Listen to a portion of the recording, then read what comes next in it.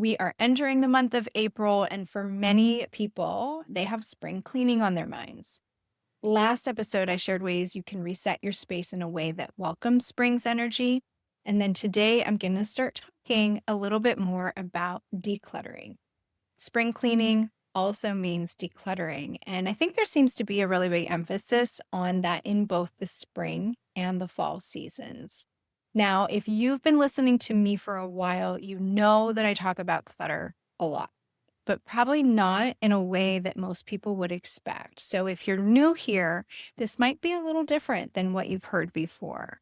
I'm going to be talking about clutter and decluttering throughout the month of April in a 3-part mini series.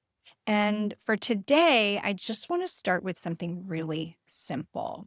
I want to start with this idea that clutter isn't a problem.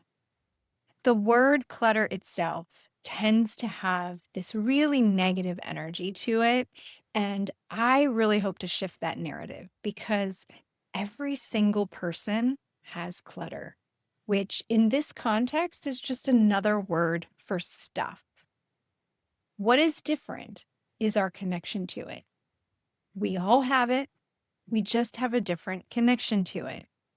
So, clutter or stuff is neutral. Just like money, maybe you've heard this in the context around money. Money itself is neutral, but we assign an energy to it.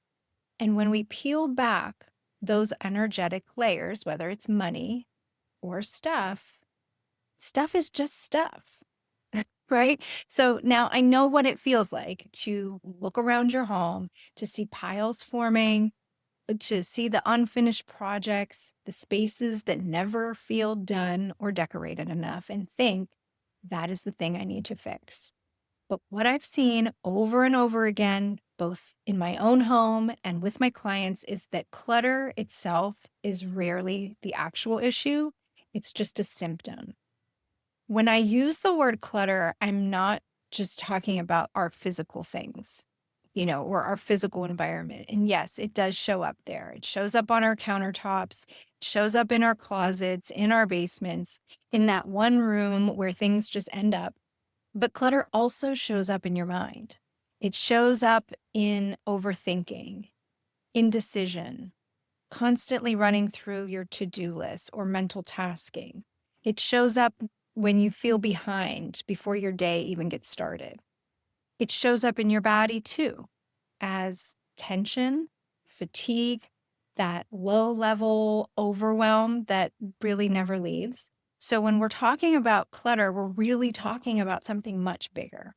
We're talking about the way your mind, your body, your home are all in conversation with each other and how the things that you surround yourself with affects that. Your home isn't just a place that you live. It is a reflection of you. It's an extension of you. It's almost like this physical snapshot of what's happening internally. And I know that once you start to see it that way, a lot of things can start shifting for you. So we end up asking, how do I clean this up? How do I fix this clutter problem? Instead, when you see it through this new lens, it becomes, what is this trying to show me? One of the biggest patterns I see is that we try to solve clutter on the surface. We might declutter a drawer, we might reorganize a closet, maybe do a full room reset, or I've seen people even go to extremes and renovate entire spaces. And for a little while, it feels better, but it slowly comes back. And it's frustrating, right? Look, I've moved 3 times in less than a year. We sold pretty much everything except what would fit into our pod storage container. And I now still get overwhelmed by the amount of clutter or stuff that surrounds me. It makes you feel like you're not disciplined enough, you're not organized enough, you can't keep up with it, right? But the truth is, it's not even a discipline issue. It's that we overlook the part that actually creates change. And this happens in so many different areas, right? We often address the symptom, not the root, because clutter at its core is quite often connected to our overwhelming schedules and a lack of time, the pace of life that we've gotten used to, decisions that we avoid, things that we haven't fully processed as we move through different seasons of life, even past identities that we still hold on to. And I think that if we don't look there, we just keep managing the same cycle over and over again. And I want to say this because I think it's really important. There is so much unnecessary shame around clutter. People feel embarrassed by it. People feel like they should have their things together, have it more together by now. But clutter isn't this personal failure that you need to overcome. When you look at it through that different lens, you start seeing it as information. It becomes feedback. It can actually become one of the most supportive tools for change. And not just change in how much clutter you have or how much control you have over it, but change in your daily life and your rhythms and how you move day to day.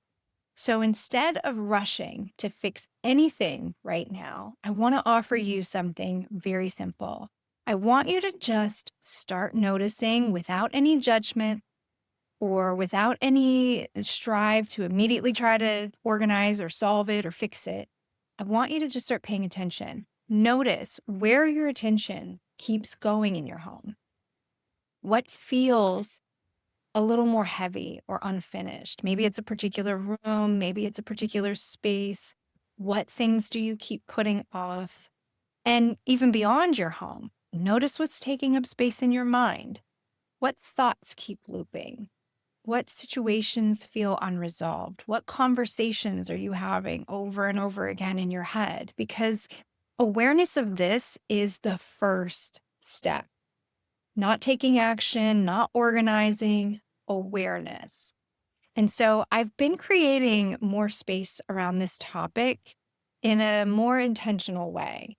I have been working on a mini course or a masterclass, whatever you want to call it, but a space where you can actually connect with your clutter and understand what's actually happening underneath it. Remember, peeling back those energetic layers, not just addressing the symptom of clutter itself. Now, this is not another declutter your house in a weekend type of course. There is always a time and a place for something like that. This is a little bit different. The masterclass that I have been working on is called Connect with Your Clutter. And I actually presented this content in a workshop a few years back and recently repurposed it into a 2 short module masterclass. It's going to be really simple, really approachable, designed to meet you right where you are with your things. And I'll be walking you through it in a way that feels supportive, not overwhelming, right? We do not need to add to the overwhelm. And I also am creating a companion guide that goes along with the course. So you're not just listening to me talk to you about clutter. You can do that by listening to this podcast. This companion guide is going to help you start seeing your own patterns a little more clearly through reflection prompts that I share, in addition to a short at-home exercise. And it's something that you can complete in one night in the evening, or you can give yourself the weekend or maybe a Sunday afternoon. It is not quite ready yet. But if this episode is making you think, there might be more to this here for me, I would love to have you join the waitlist, and I will send it to you when it's first made available, which should just be in about a week or two. I'm just buttoning up a few extra things on it. And so you'll have access to everything as soon as it's ready. There, of course, is a link in today's show notes for you to sign up to be notified when that gets released. And coming up, I'm going to be going a little deeper into this and start looking at what your clutter might actually be connected to, right? Emotionally, physically, mentally. I think because once you see that piece, you can't unsee it. And that's one of the most amazing aspects of this kind of work. But until then, I just want you to start paying attention. Look, and I know you're busy, but I want you to start looking at your home through a more curious lens. What are the rooms you avoid? What cleaning routines or chores do you tend to put off? Notice particular moments of your day. How does your entry greet you when you come home? If you pull your car into the garage, just take a pause and look around the space when you get out.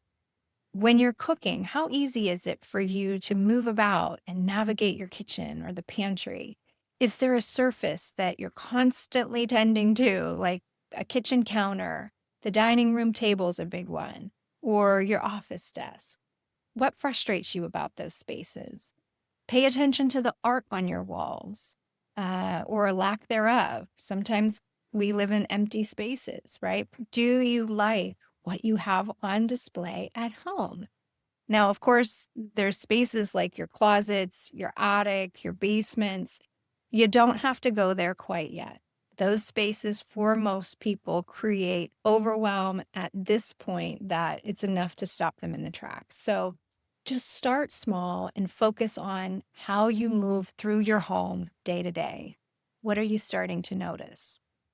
Go ahead and check out the link in the show notes if you're curious to learn more about my soon to be released clutter course. I promise it is short and it's going to take you to the root so that you're addressing your clutter in a way that creates more space in your home, but also in mind and body as well. As I mentioned at the beginning, I'll be talking about clutter throughout the month of April in a 3-part series. That's how important it is. When I do home consultations and through other client work, addressing clutter or the stuff they surround themselves with is one of the first steps in my process. So stay tuned for my next episode where I go a little deeper on the roots of clutter and how it shows up in your body. Remember, I'm always looking at things through the mind, body, home lens. All right. Until next time, my friends, so much love and gratitude.